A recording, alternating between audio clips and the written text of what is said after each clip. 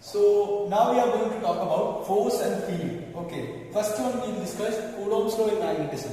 So one big advantage of this portion, this topic is you can easily connect all these things with electrostatics that we have already studied, right? So you can just compare them and you can just take the values of magnetic or corresponding terms and things related in magnetism, you can take them and you can just replace with electrostatics. So that is what we are going to do here. So I'll explain it in a cool way, like you can think like that. And first, Coulomb's law. There are like two magnetic poles are there, and the force of attraction or repulsion between them is equal to F is equal to K M1 M2 divided by R square, where M1 is the pole strength of first one, M2 is the pole strength of second one, R is the distance between them.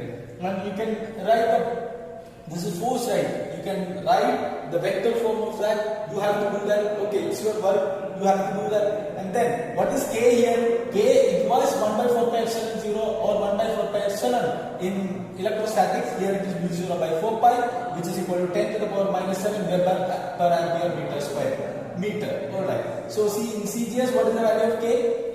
1. So like you can write that what is the value of mu0? mu0 is equal to 4 pi into 10 to the power minus 7. Okay.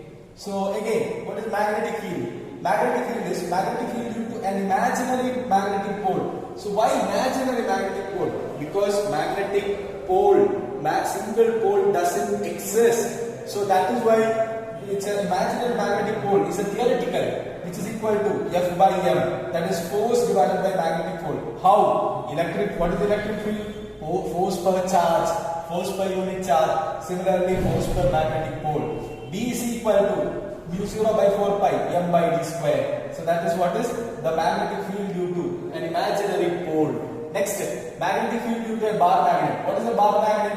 A bar magnet you can compare south and north pole, two equal and opposite poles. You can just compare with what? The electric dipole plus q and minus q at a distance of 2L. So look at this. Here 3 points are there. One is axial, equatorial, and then a general point. Look at what I am going to do is look at the equation very carefully. You can easily compare those things with electrostatic values. First one, B axial, mu0 by 4 pi M by R square plus L square all raised to 3 by 2. And if L is very less than R, what is L? L is this one, half. What is R? From center to here.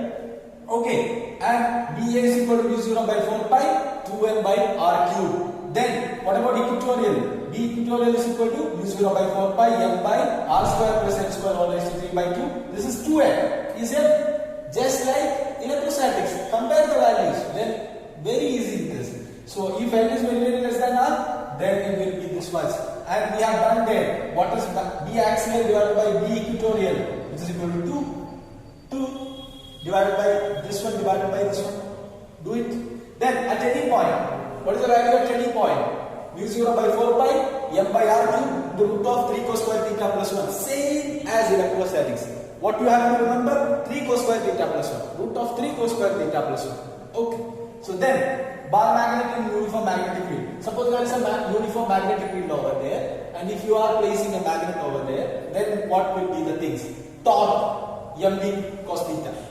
mb, what was it? Pe cos theta, sorry, Pe sin theta in there. In electrostatics, here it is mb sin theta. What is that? Magnetic moment, magnetic dipole moment. Then this is magnetic field sin theta. It is m cross b.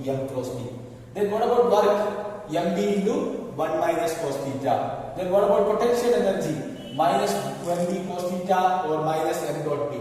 I will give you a work that is you have to compare all the things in electrostatics. These are all things in electrostatics and magnetism. You have to compare and make a list separately. Okay, you can easily understand that. The idea is, one more thing is that we can compare electrostatics, the same idea electrostatics, gravitation and magnetism, and we can do that either. Okay, so then not exactly like this because there are no dipoles in gravitation.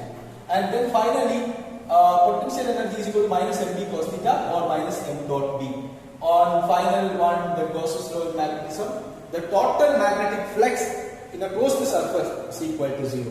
Integral B dot ds is equal to 0. Okay, so this is all about the basic field and force and field in magnetism, and we will continue the discussion. And how was the basic terms in magnetism? It was pretty easy, right? Yeah, you can read that material that I have attached with this, and then we will continue the discussion. Alright, thank you.